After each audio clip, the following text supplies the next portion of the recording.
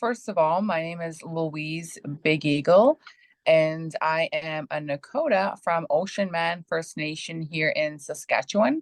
And currently, I live in Regina, which is about an hour and a half from my home community.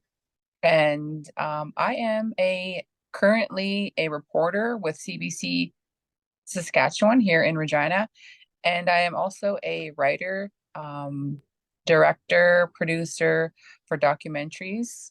Currently, mainly, I do indigenous stories. What's your favorite Nakota word or expression these days? I like saying Nama Nakota, which means I am Nakota. And then also Chakpe, which means the stars. And so it's like one of those things, right? You can Doko Neaon, which means hi, how are you?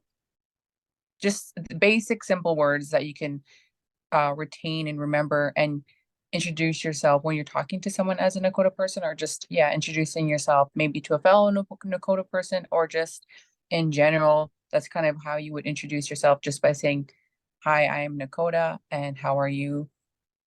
And that's what you say, Nama Nakota, Doko Neaon.